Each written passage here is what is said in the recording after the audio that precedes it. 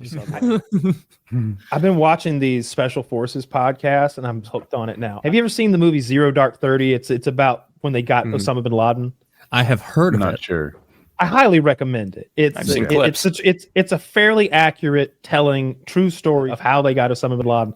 And it was a woman at the CIA who was mad about some of her friends getting blown up, who made it her job to like track down and find Osama bin Laden. It was her the whole way. And so it tells her story for a while.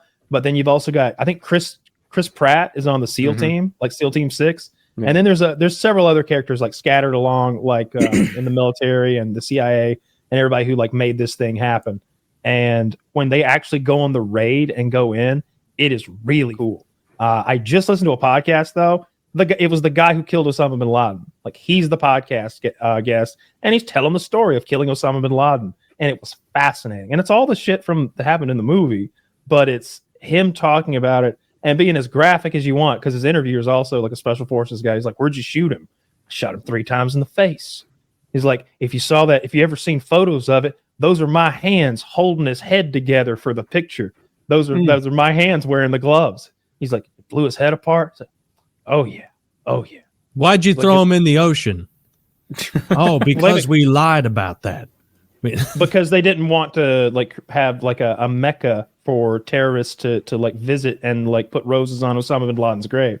Like you ever go to that place where John Lennon airdrop him into an enemy's land? Now they've got a problem.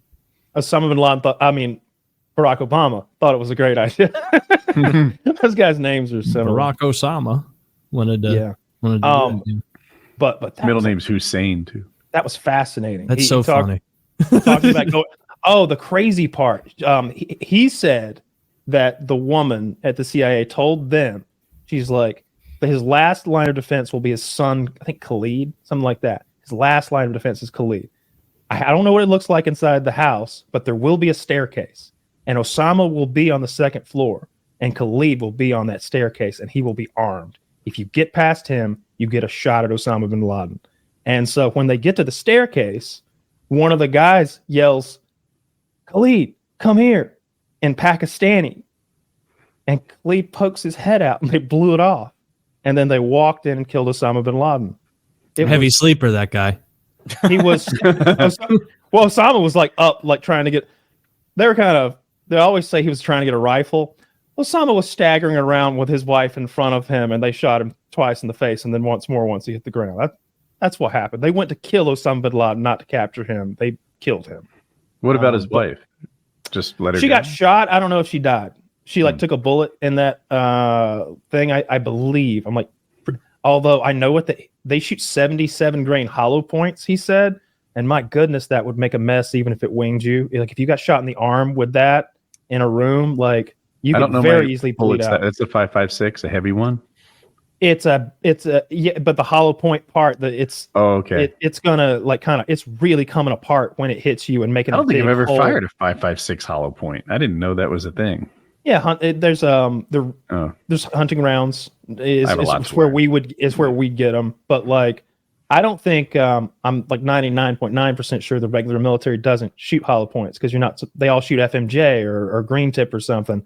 But I guess those special forces guys just don't they shoot hollow points. I've always heard they can have whatever they want. Yeah, but there's rules that, although on this raid in particular, like they had snuck into Pakistan. You know where that house was like, less than a mile. I think a kilometer away from where Osama bin Laden's house is like their West Point, like the Pakistani West Point. Like he's not in the middle of nowhere. Mm-hmm. He's right down the street from their military, like professional military training grounds, like where their top brass is. They got him in their back pocket right there, keeping him safe. I wonder if you could look at that house on Google Maps, like satellite view, and check out the compound. Like a street view. There's I just don't think the Google cars have been there, but... I'm sure there's imagery of the place. I don't know if you can like see like updated, like who knows what's going on. I kind of want to drag around the city and see. Yeah, like see the neighborhood. Yeah. No, those stories are wild because these guys are fucking killers, all of them. He's like, I'm not gonna tell you the 200 different stories of we went through the door, we shot the bad guys in the face. We did that every fucking day. Let me tell you some stories when shit went wild. And I'm like, fucking hell yeah, tell me what about when it went wild. and he's got stories about having like bounding down the street, wounded while his partner's dead behind him. He's got a saw busting off 200 round bursts at like multiple assailants down the street in Iraq, like all sorts of really crazy James Bond shit. Dude, I wish I could tell a couple of the stories my close friend Marine buddy told me when he was in action over there, but there are a couple of them where he was like, we're all chatting and he's like, because he listens, shout out, and he's like, Taylor, this next one you cannot say on the show. Like, you can't say this one because I don't want to implicate anything or say anything about this or that. And I'll be like, all right, I'm a professional, consummate professional. You can tell me. And then he does. And I'm like, God, yeah, I want to tell it. I want to tell it so bad. It's such a good story. People would love it. But gotta respect that. Maybe someday. I have the guy I did the tat with, that long motorcycle rider around the country.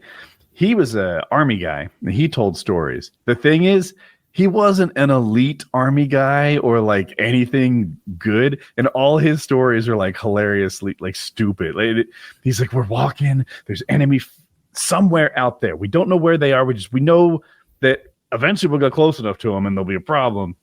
And they're supposed to have a buddy system. I think it was him who lost his buddy. Like, his buddy's gone. And now we're all like, what the fuck? Oh no. Fucking my friend is fouled up. He lost the buddy that they're supposed to be accountable for each other.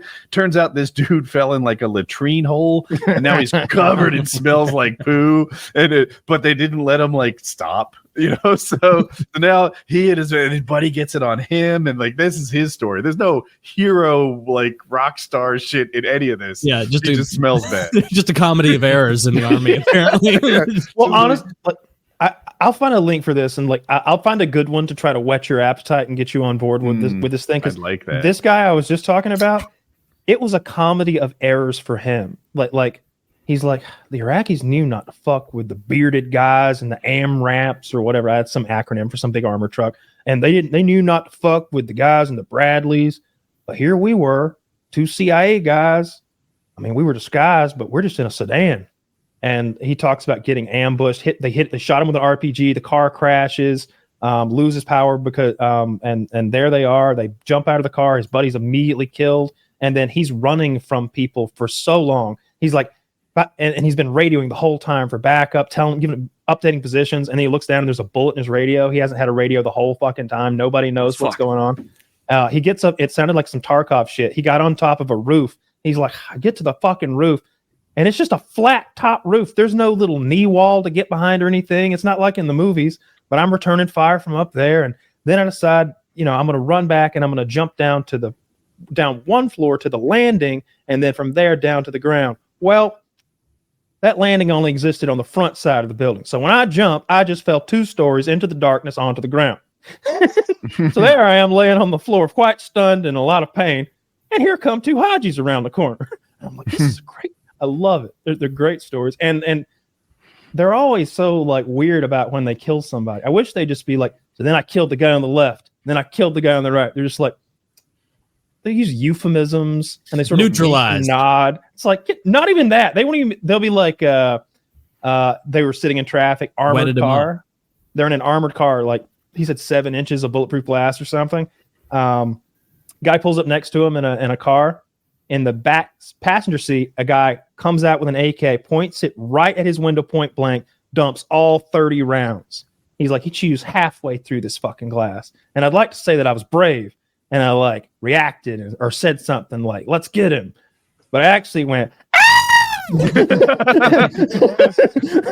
it's like, what am I putting my hands up for? Like, I'm going to stop the bullets. he's like, the thing was, though, they took off after he dumped his mag, but we're in heavy Baghdad traffic. He made it maybe 90 feet, and then they got to stop, and this real awkward kind of kind of moment happens because they had 1 AK and 1 magazine. So I got out, and it's like, well, let's just say that was the end of them. And I'm like, no, let's not just say that. Tell me what you did to him, bro. Like I'm here for this. So I really like those special forces guys talking about, special forces raids because we did so much crazy shit that wasn't in the news. They're talking about countries I didn't know we did wars in. I didn't know we had a war in Yemen and Libya in the early 2000s. We were just all over the fucking world smoking people, apparently. Probably are now. Dude, Yemen's going to kick special off forces again. in Israel right now, or Ukraine. I hope. Like, I'm definitely in it. 100% Ukraine. Like, we can't get caught, right? Like, there can't be Americans there. That'll be a big deal. I bet the Americans that are there, if they are caught, won't register as Americans to whoever caught them. Would be my guess. Yeah, I considered that too. Might work. I don't know. I don't know anything that you don't. I guess they're right. But I think you said it right. Yeah. Yeah, but I doubt we have anybody in Israel because we're so weird about that anyway. If anything, we've probably got some like people back on like whatever the green zone is, like I don't know, maybe there to help in some way. I went the other way. I thought we were more likely to be in Israel because we're closer allies, I think. And what's Palestine going to do? Like, we don't want Russia to get into a hot war with America, but the PLO, who gives a fuck if they get into a hot war? It's not really them. They don't want to lose. They don't want to lose Americans in that. Israel isn't like principally concerned with Hamas as far as a competitor in the region. It's Hezbollah, and so that's why they're gonna. I think it's likely that they continue to like do a real invasion of Lebanon at some point in the future, because that's where. Well, they're already bombing Lebanon because they're saying they're taking out Hezbollah sites, and then that the Hezbollah alliance between those guys in Lebanon and in Iran, where kind of the meat of the power of Hezbollah comes from. I think it's a bit more risky than a lot of us realize over there. No, like I think it is. One of those CIA guys, they asked him how World War III began. They asked him a question like that, and he said that. He's like, I think it already started. I think it started when Russia invaded Ukraine. That was the beginning of World War III. And we're slowly, and the forces are all coalescing now with the United States and Canada and Germany, and this time very, very seemingly Poland, like really beefing up, pulling together. And obviously, and the India-Pakistan thing is always the most worrying one to me because the Pakis seem like awful people. What was the reason that one doesn't bother me is because it's incredibly old. India and Pakistan have hated each other for 1,000 years. There's nothing new there. Yeah. Someone what the rate just go over there and be like, you're all the same, brah. Taylor, at what rate would you say the father on daughter incest rate is in Pakistan compared to the rest of the world? Like, by what magnitude would you say they exceed the average, Wait, father-daughter incest? Father-daughter incest, yes. Occurrences. I don't know. For you to bring it up, they must be trouncing the rest of the world. So I'm going to say 4 times as high. 3 times as high. I believe I think it's 6,000 times. I think it's 6,000 times the occurrence. Zach, delete regularly. This. Pretend. I'm going to guess 6,000 times. You nailed it. See? I knew Taylor had his finger on the Packy pulse. If there's one area where Taylor is well educated, it's father on daughter rape. Mm-hmm. Yes. Specifically Palestine. Give it a second before you pull that number out. Just like Zachy, pretend to think about it. Zach, tented fingers of thought. Fact check me on that one, Zach. Yeah, I don't know what Pakistan's up to. I don't want to throw the Pakis under the incest bus if they need not. You sounded pretty sure. I'm like, well, I do that. Zach says I'm looking into it. Zach's being added to a watch list as we speak. There's no way Twitter lied to me. It said 6,000 times the occurrence. 36% of girls and 29% of boys have experienced child abuse in Pakistan. Damn. Well, are they being spanked? We need to know. We need to parse specifically the info there. No, if you include spanking, it's 100% of Pakistani children. Reddit says you're right. Not the 6,000 in particular, but that it's hugely high rates of incest. Yeah, I saw 6,000, and which seems silly, but I thought it's so funny that I'd repeat it. I've also been watching this podcast, and the guy's interviewing a Delta Force commando, which is like the highest upper echelon of killers that we send out in black helicopters to kill people. And he says when they were in Syria and Afghanistan places, they would go out multiple times a night and go into houses and take out bad guys, like all night. He's like, if we didn't kill somebody, you felt like you hadn't accomplished anything that night. We kill so many people, and they're going in with rifles and shooting people. So it's crazy. They were going after, they had killed all the leadership in Syria, and like they were bringing in the Grand Poobah to make people the new leaders. And so they're trying to get these guys, and they got there too late, and everybody's already dispersed. So they start chasing this group, and he's got 2 or 3 more Delta Force guys with him. He's got 3 Afghans with him with shitty night vision. He's got the good shit. And overhead, they've got thermal viewing from drones and AC-130 or something that can see as good as daylight, and they're directing them toward the enemy. And so they're after this 3 or 4 guys that's hiding in an orchard. And so he tells his buddies, I'm going to sneak up to that little knee-high wall that they're near, cook a grenade for 2 or 3 seconds, lob it over. When it pops, I'm going to stand up and kill them all. And they're like, that would be awesome. And he's like, yeah, I know. He's like, so I'm crawling out there, and all I'm thinking is, when we get back home tonight, this is going to be a fucking story. I'm going to have everybody spellbound when I tell them about this Hollywood shit I pulled. It's all the way to the wall, gets the grenade out, goes to take the pin out, and he hears, ugh! One of his Afghans tripped over a muddy mud hole and fell on the ground so loud it knocked the wind out of him. And it's dead pitch black night. And so the bad guys hear it, and all 5 of them start machine gunning into the darkness right over our guy's head. And he's laying on the ground looking straight up at a barrel. And the overpressure is like hitting his head with pressure. And he's like, this isn't how I thought this was going to go. So he lays there until they run away, and then he throws the grenade in like anger. He's like, it was nowhere near him, I promise you. And so then they begin stalking these guys, chasing them like a kilometer through the night, and they lose their overhead guidance. The guys can't see him anymore, or he had to go away or something. Can't stay aloft. So he's still after him. And these guys had pulled a Sam and Frodo. They had pulled their cloaks over them and hidden in a ravine amongst tiny boulders. Like imagine boulders like just enough for a person to crouch behind, and they blend in down there. And so our commando flips up his nods and hits him with a white light. It's bright flashlight down there. And they just a bit, he goes, boop, bop, just on and then off to sort of see with his real eyes what he's seeing. He's like, and I turned back, I turned the light on. I saw what was there. I turned to my buddy and I said, they're not there. But my brain was processing like what I had seen because it had gotten a flash. And my brain says, they are there. You did see them. Light back on. Boom, boom, boom, boom, boom. Kill the first guy. Boom, boom, boom, boom, boom. Kill the second guy. All the while, all 4 of them are drawing their AKs from their hips and pointing in slow motion. Boom, boom, boom, boom, boom. Kill the third guy. And the 4th guy goes, guy, and shoots him in the arm and cuts his arm almost in half through both bones. His right arm is now crippled, completely not working. He falls to the ground. Grenade falls next to him. It goes off, covers him in shrapnel from his knee to his arm again. He's all fucked up. And he's like, and I'm just thinking, I got the first 3. What the hell's everybody else doing? The fuck are they doing?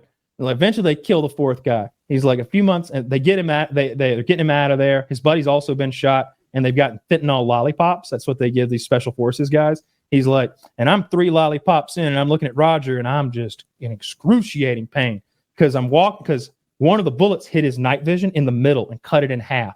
And the 2 pieces fall side by side. So now he's blind in the dark, walking back to the evac, tripping and falling over his wounds into dirty shit and mud because they're in a field. Night vision would stop an AK bullet? It didn't stop the bullet. The bullet went through the night vision goggles and cut them in half, and they fell either way. He's also wearing a helmet on top. Trajectory of the bullet didn't carry the bullet into his helmet. So anyway, he's like, hey, how you doing, Roger? How's that lollipop? He's like, I'm actually good. Could I have your lollipop, Roger? And Roger gave me the 4th lollipop, and I ate that one too, and it didn't really help. He's like, finally gets to the hospital. This is months later now. He's in an Afghan hospital. And he's like, his Afghan buddies show up. He's like, hey, did you see the men that I was shooting? And they said, oh yeah. Did you see me shooting them? Yeah. Why didn't you help? And he just said, we thought you had it. We thought you had it. They didn't want to ruin. He almost had a counter UAV. They didn't want to ruin it. It sounded like that's what the Afghani was thinking. Like he didn't want to fuck up his kill streak. Yeah, that guy's stories. He's this big bearded guy, like fucked up, like messed up arm. No, he came back. He he talked about the physical therapy to come back and how he would cry every day because this woman was putting him through such torture. He's like, every day I cry. She'd break me down to tears every day from the pain and never show a bit of like sympathy for me.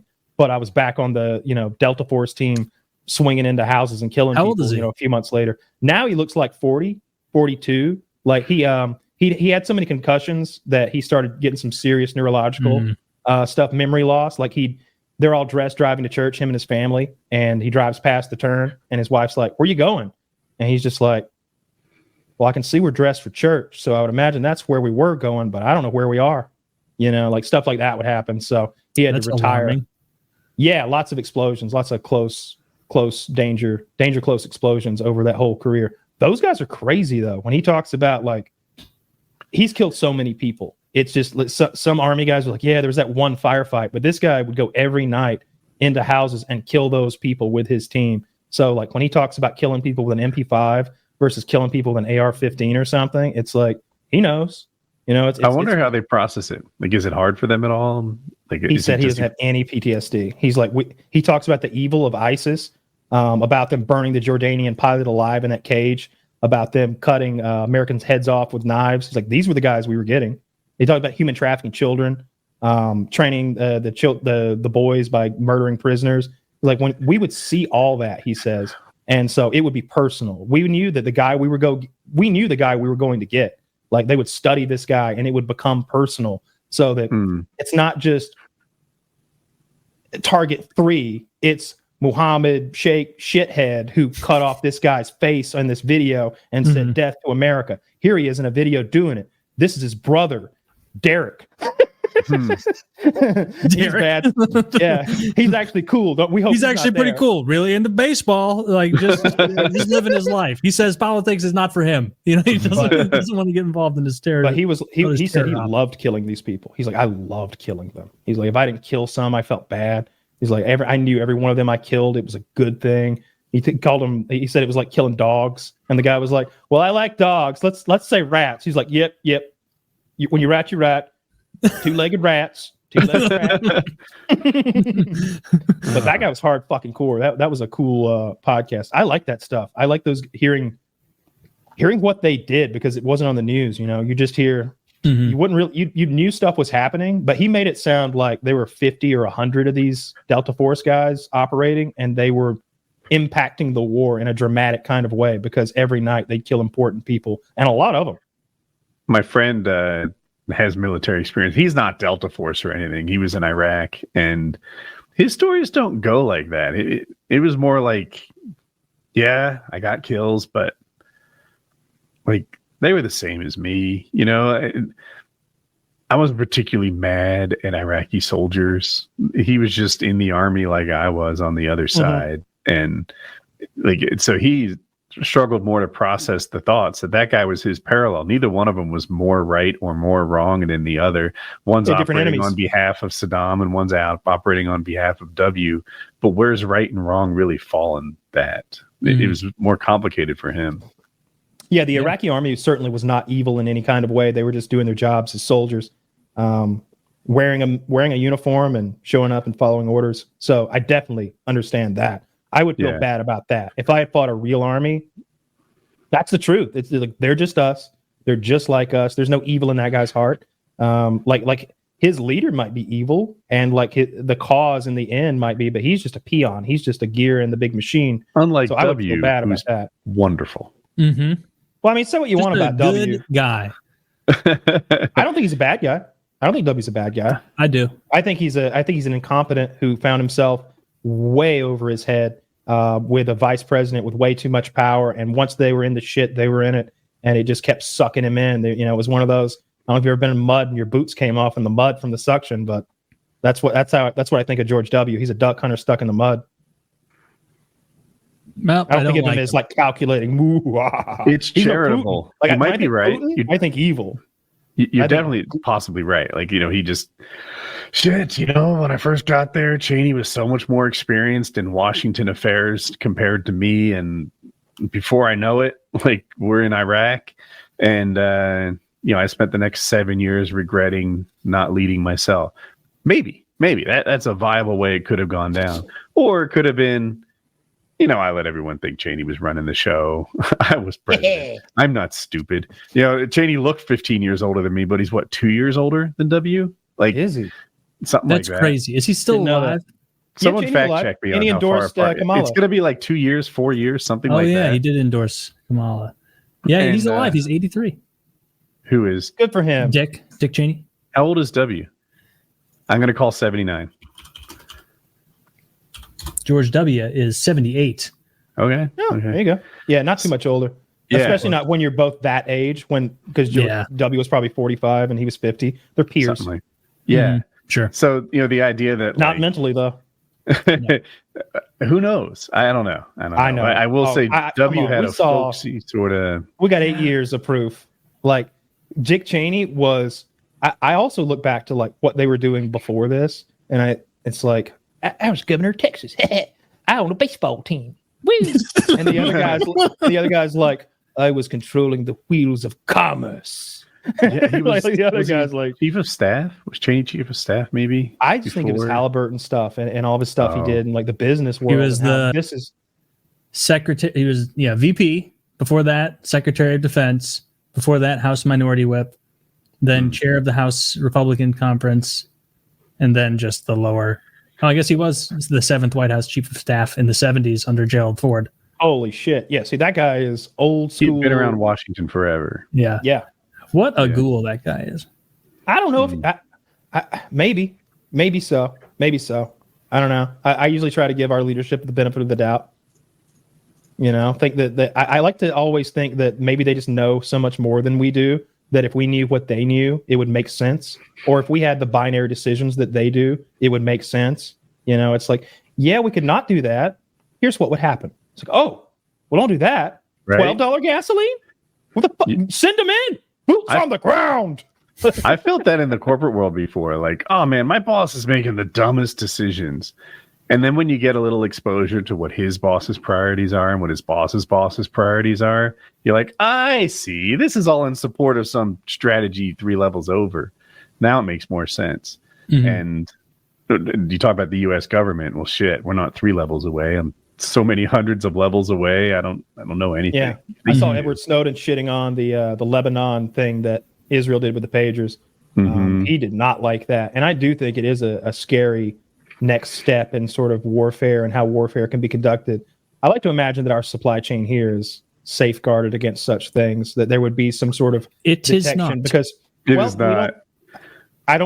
Well, hang on. What I mean by that is, and we're going to find out what the supply chain was with these pagers and radios, where they originated, whose hands they passed through, and I think that's really important, because if they went through. If they were flown there through the global flying system that's supposed to detect things like this, if they made it through X-rays and they made it through bomb sniffing dogs and stuff like that, that's scary. But I don't think they did. I think there was some James Bond stuff where not a jet boat, not a underwater breathing apparatus that fits in a pen, not a watch that shoots lasers, but some like sneaky people pretending to be other sneaky people saying, yeah, the shipment's here. It'll be in Cairo on the 5th. You need to talk to the dock master. A wise man once told me, who's checking the mail? Who's checking the mail? I'll tell you who's checking the fucking mail. Yeah. The mailman. The mailman checks the mail, and that some bitch is a rat. All right? So you think that Hezbollah mailman is slacking? No, the reason I said our supply chain's not secure with such confidence is I like the story I told in Cisco routers. I said this on PKN. Were intercepted, and then somebody modified the routers to become basically tools for spies, and then sent them wherever they were going. It might have been China. And Cisco's like, look, we had nothing to do with this, and like it is not even in our business interest for someone to question like that we would do this, so we wouldn't. Yeah, thank you, integrity. Yeah, and I believe it to the core. I don't think the CIA. There's also like if you know like doors. About just consumer goods, to go that low and granular with it, like the ones that are made in China. Like if you talk to people in that industry, like it's not uncommon for large firms who have a lot of stuff made in China to schedule visits to go to the actual manufacturing plants in China. And I've talked to these guys, and they'll be like, yeah, if you tell them exactly the day that you're going to show up, it'll be like when Xi Jinping showed up in San Francisco, and it's like, where's the homeless? Where's the shit? It's, boom, perfectly clean, perfectly fine, like the Chinese factories like that. And then you ask them like, well, what's it like if you just make an unannounced stop where, you're going to go do a surprise inspection of your manufacturing facilities? He's like, oh, it's a world away. Those guys who were standing, like checking the quality of every item, they're not there anymore. The guy who was like dutifully sweeping, he's not there anymore. Like it's night and day. I don't know if you had this experience, Taylor, but when like corporate heads came to visit, people would shape up. We'd clean our desks. We'd all be like in all of them.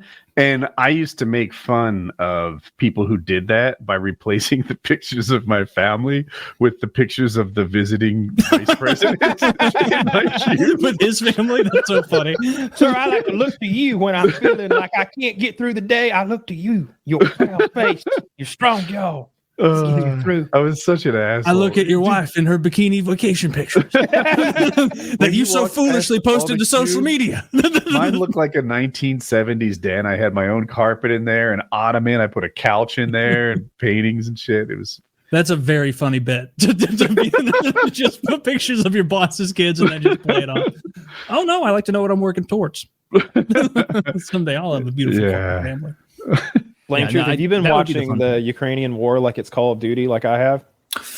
No, not usually. No, I read about it occasionally. But he plays regular Call of Duty. You get on the combat footage subreddit or the Ukraine Video Report 2022 subreddit or the Ukraine Report subreddit or the Ukraine subreddit.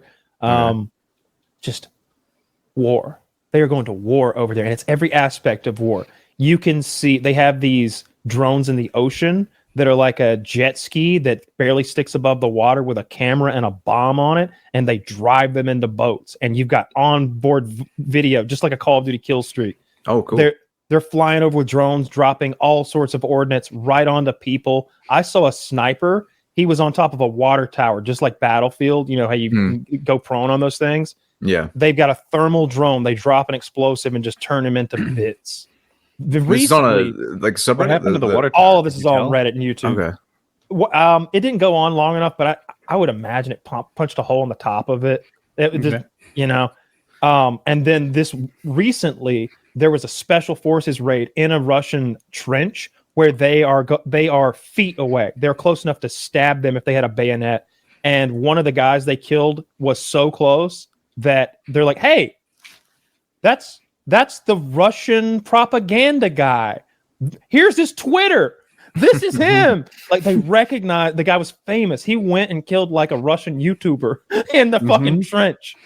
It was insane. Their close range with suppressed guns. He was terrible at war too. He was bad at war. I couldn't get it. So imagine trench in a T shape. This guy was walking past the T and he never checked his left. He just and there's Ukrainians sitting there. They shot him like a lot, 6-8 times. Yeah. And who doesn't look left? I look left if I'm walking like past my daughter's. I look left and right when I exit my house. Maybe don't say that. Yeah, that sounded creepy. She doesn't live here anymore. It's an empty room. But I don't just not check the doors when I walk by. Yeah. Shit.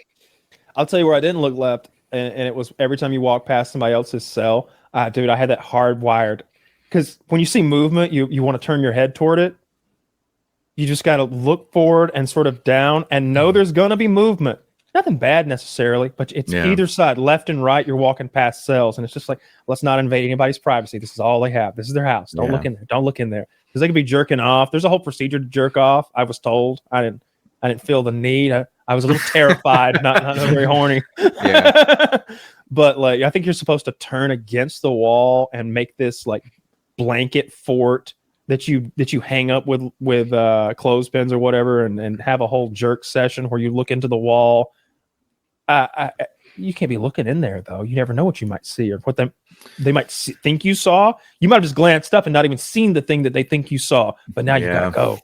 Yeah, that's a good point. With the secret you didn't want to know, perhaps.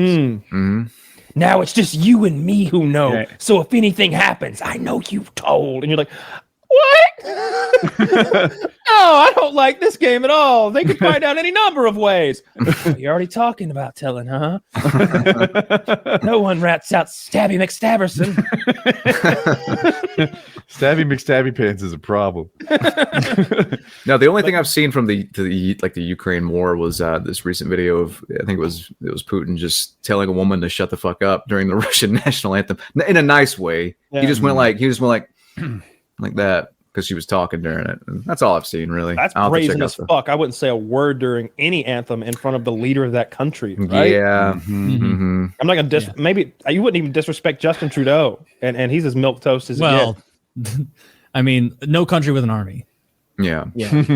Yeah, the Ukrainian war is tricky. I follow it every single day, and the counteroffensive expectations were set so high in the fall. They were rushing forward at like 15, 30 miles an hour, and the Russians were retreating as quickly as they could. And every time they stopped retreating, the Ukrainians caught up to them, and they had to run again because they weren't dug in. This time, they are dug in as fuck. And the Ukrainians haven't even reached the really fortified defenses yet, and they're just slowly going forward. And it was pretty neat. If you're pro-Ukrainian like me, they're like, all right, they're losing Bakhmut, but they have like a 10-to-1 KD ratio. This is great. They're just running. Russians are losing like 100 tanks on a bad day, 30 tanks on a good day, hundreds of soldiers every single day. This is going terrific. Well, it turns out being on defense, they're camping. Of course, their KD is high. Now that they're the ones rushing, their Russian KD is the high one, and it doesn't feel good anymore. That's what I read. So, anyway, they're struggling to get their country back, and they said the Russians were losing 600 men a day. I've heard that. Yeah, the United States. Yeah, and there's also, I think, the British issue like a near daily intelligence report that kind of backs that up. British fun in this. The British have their own bone with Russia, clearly, and I like seeing them go like they don't need Biden to be like, come on, a little more. They're like, how about we just send something real scary? How about that? Oh, you're going to blow up London? 50 more million of rockets. Send it. Yeah. What is it? Is it a storm shadow? Is that what they gave them? Yeah. It's funny. The Americans are like, I don't know if I approve on these direct attacks towards Russia with the HIMARS we gave you. And British people are like, yeah, well, we absolutely fucking approve. Did you take your storm shadows and hit whatever you think is good? Yeah, and they do.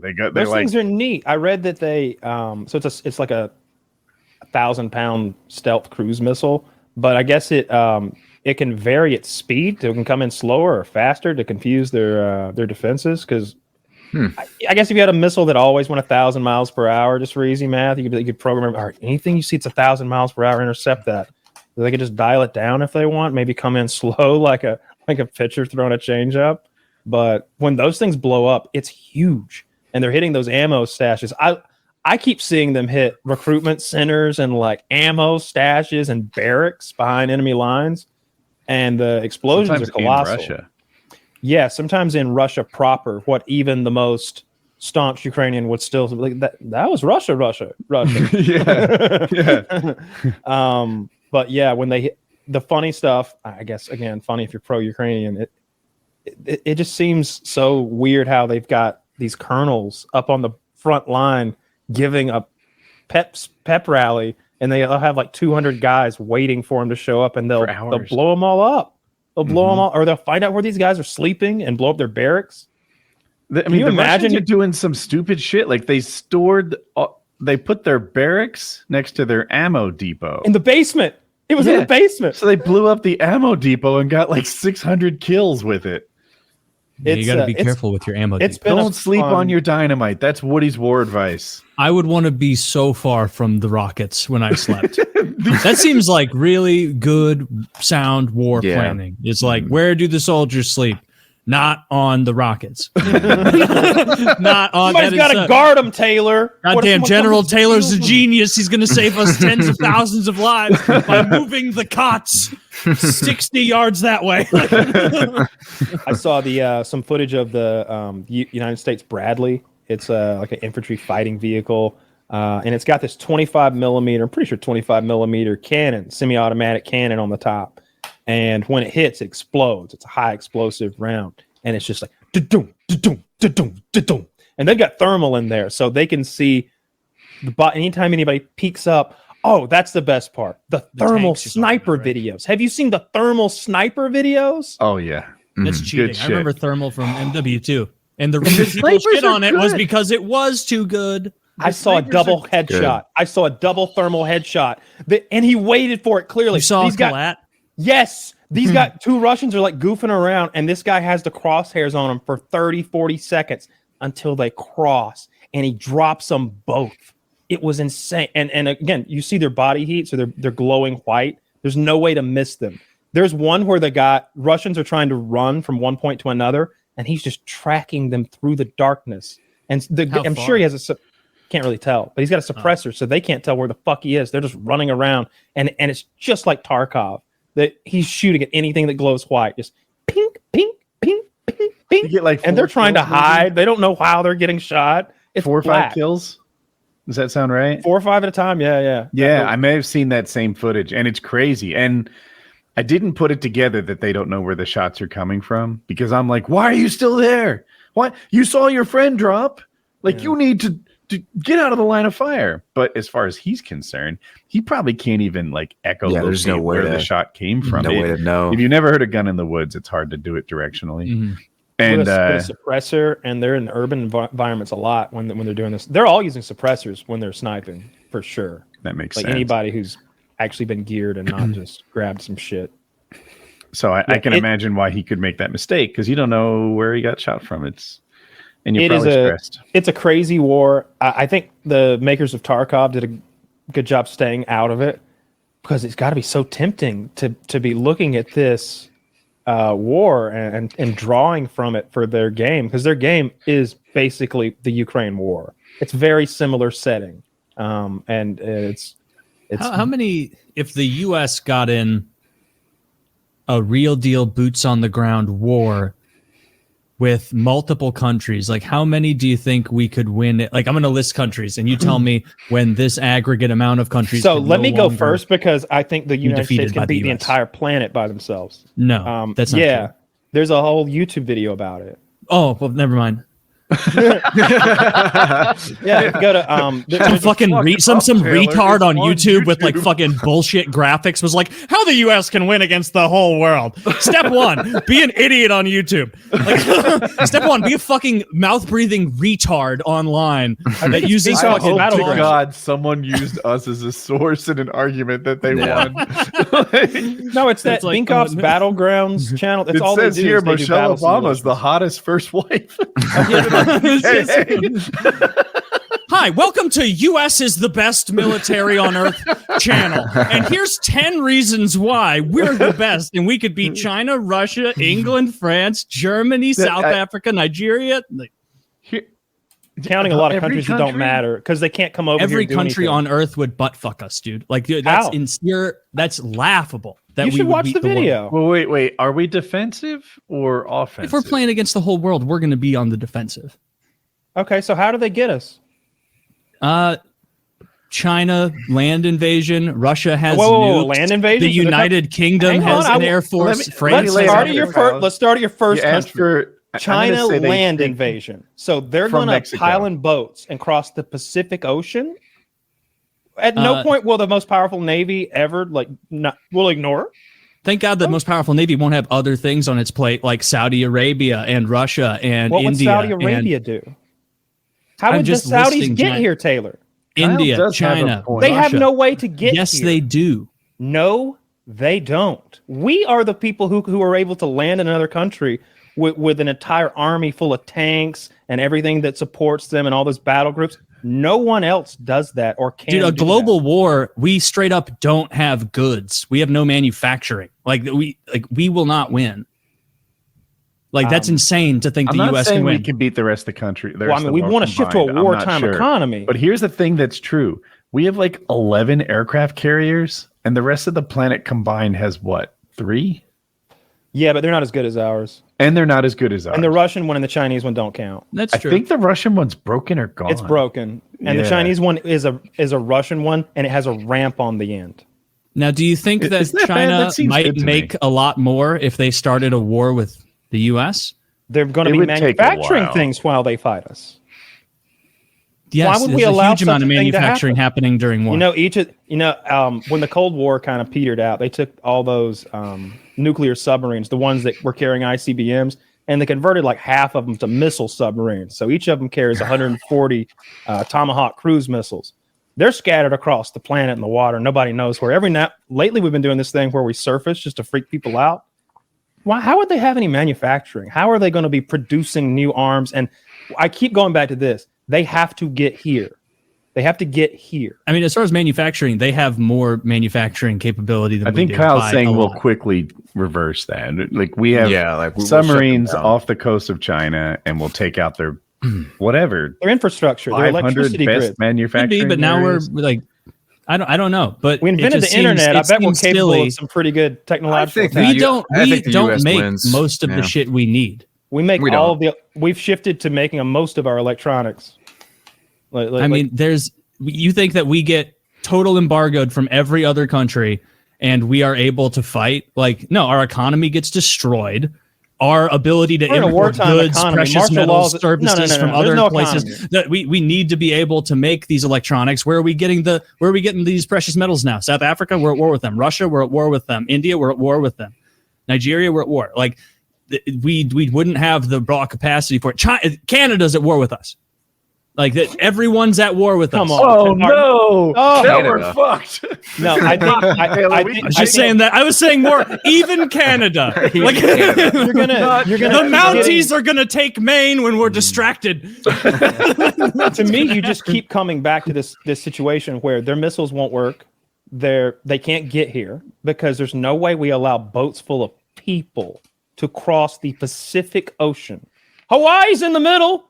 Like the entire Pacific fleet's there. That's true. Hawaii's never been attacked. There isn't. If you took all the navies of the world, ours still wins. Like way easy. They don't get to use the water. We take the water right away. The water's ours. Manufacturing in wartime works is not you start a war with a net amount of stuff. It's not World War II, Taylor. We don't need to make new planes. We're not going to be losing that many. We're here defensively. They're coming to us. We're not gonna win a war against the world defensively. Like you have to conquer the world. That's what you. No, we have to make them. We have to make them surrender. I feel like lots of people would like all our wars.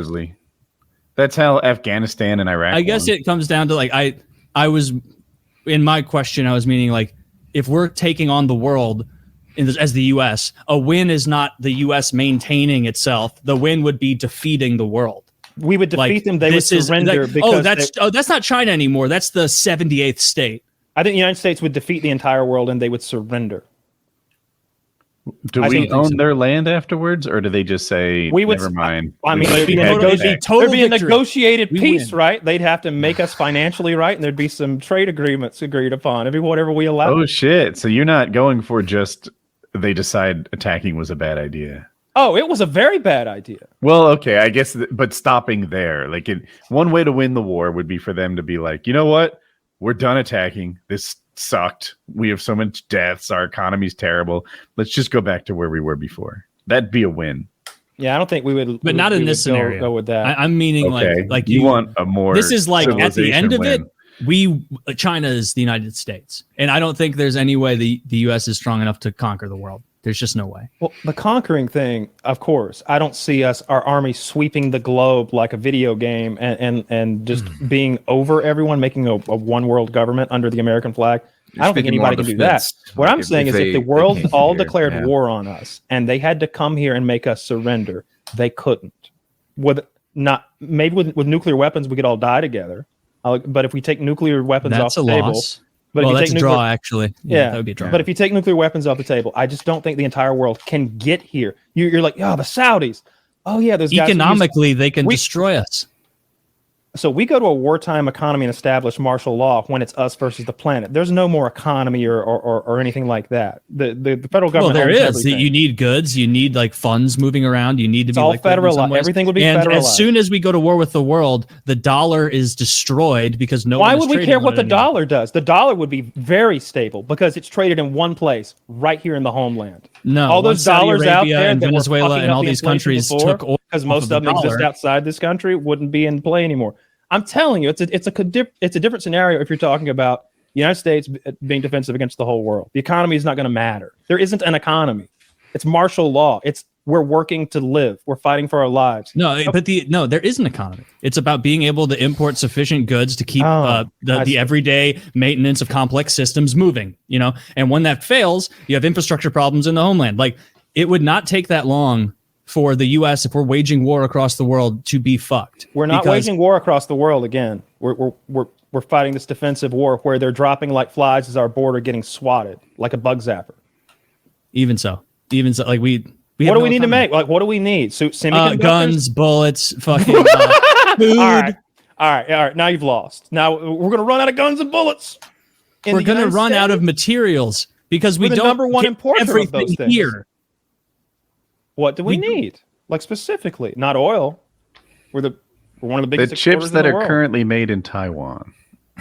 We need the chips that are made in Taiwan. We need the metals to make the chips that are not mined in the U.S. We need huge amounts of goods. We need lithium for our electric cars. We need the lithium. We need that lithium. The Sudan mine or whatever. I'm just not buying it, and I don't see a scenario in which we couldn't go get the things we wanted by force if we wanted to.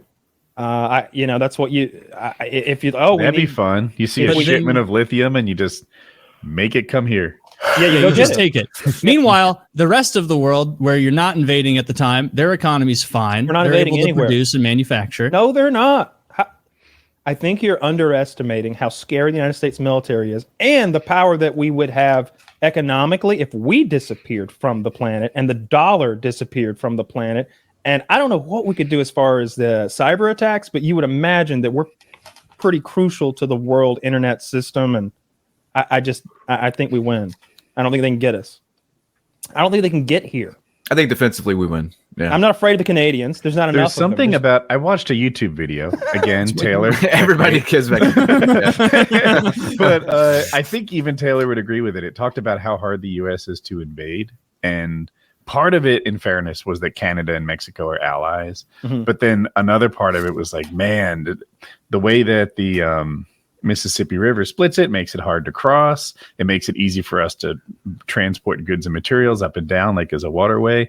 Apparently, the Rocky Mountains and the coast. We have the interstate highway system is built for this purpose. It is geographically we present a bigger problem than many countries get. Like Russia, for example, one of the reasons they're doing this whole Ukraine thing is they're very easy to invade from the West, and they feel vulnerable from that side. Yeah, they feel vulnerable from that side.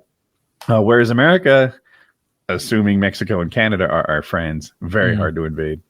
You're right. Yeah, like there are some countries that just are difficult to invade. Like Iran is a good example. They're entirely surrounded by mountains. I was reading the U.S. did like a war game, like prediction of what a boots on the ground war would look like in Iran, and they stopped the war game prediction after like 2 days because of how many losses America would have. They're like, oh, this is not doable. No, we cannot have a land war in fucking Iran. Yeah, because Iran see the papers? Did Trump wave them around, or Iran attack planes? Yeah, to be fair, he had added some Sharpie to it, and it made the Americans much taller. Dude, a lot of people think like Iran is like Iraq, or like what Iraq is now. It's like no, Iran's much more real deal a country than modern Iraq. Yeah, I don't really know. I see both sides of it. I see like they're much more like westernized than you think, and they've got a great economy and they're educated and all that stuff. And then you see like it's Sharia law, how do you pronounce Sharia law, and a religious government, and they're kind of backwards and they hate women. And I'm like, I don't know what the truth is. I don't think they hate women over there in Iran. I think it's like a little bit. I think both. I think there's a little bit of misogyny going on there. Yeah, Saudi Arabia. Are they a burqa country? They're definitely a hijab. Saudi Arabia has a lot of issues with I think women just got no Saudi Arabia burqa company. Yeah, not burqa either. And they're not. You're thinking of hijab, not burqa. Burqa's the full outfit where you like can't even see out. No, I think that's Saudi Arabia. We've been having Afghanistan. Saudi Arabia is fine with the hijab. Where you just have the head covering. I've been watching Philip DeFranco's videos on it, but on the Saudi-U.S. relations are very poor right now. We're apparently warming up to the Venezuelans, and I see that the Saudis are cutting the oil production again. Right? They're not happy with the Western countries using their strategic reserves to manipulate the price, and also we're making a lot of oil. I'm sure, despite what Biden has done. And they're cutting production again by, I don't know, another 1 billion barrels or something like that. Are they still threatening to sell it on the ruble and the Chinese fucking dollar, the yuan? Oh, I wouldn't be surprised. I know we've threatened them a lot. With their military, because most of their planes are our planes. So if we cut off that part supply, part of the whole thing, reason this whole Ukraine thing is interesting is because it's like Android and Apple, right? That's how the arms are in the world right now, like this more analogy. Or less. There's France and Korea, but it's Android and Apple. And there's Windows phones that come from France, but who gives a fuck? They're not a real player. Fuck that. That's not compatible with either of them. Linux. So the Western guys, the United States, we make these Apple phones. The Russians, they've got this fucking Androids. And if you're Saudi Arabia or India or Pakistan, you have to pick. Because you want all your shit to work together. Yeah. And the US stuff tends to be really technologically advanced, but maybe fragile by comparison. Takes a little more expertise to maintain them. Yeah. And the Russian stuff tends to be just sort of simple, strong, and durable and tough. And if you were to ask me 3 years ago which one's better, I'd shrug. But now they've been tested. Russian stuff's like the flip phone, man. Yeah. I had a flip phone that just I said I would upgrade when it broke. I didn't upgrade that fucking phone until like 2013 and it never broke is the fucking thing. Like it died one time and came back to life, actually. Sorry, Kyle, I think I threw you off your groove. No, you're perfect, but like one of the things one of the ways that the United States exerts its powers on countries is, hey, wouldn't you like a bunch of F-16s? That could be your Air Force. Our shit is good. You've seen them in action. You're like, we can afford 200 million of them. Then a few years pass, and here's both. A few years pass, and they do something we don't like. Oh, did you stop that oil vessel? Are you cutting down on your production of oil? Are you supporting this religious group that secretly funds Hamas?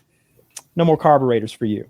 No more carburetors for those F-16. Or F-16s don't have carburetors, but I'm working with it. No more F-16 carburetors for you. And they're like, whoa. These things go through a carburetor every fucking week. What are you talking about? We won't have an Air Force. I'm sure you can get some new carburetors somewhere. No, you're the only people who make carburetors for F-16s. I'll let that vessel go. Stop funding Hamas. Our military does like the HP Inc. strategy. Where it's like, oh, I'm sorry. Does your tank not work, dummy? Because now there's another part. Now we know which one's better.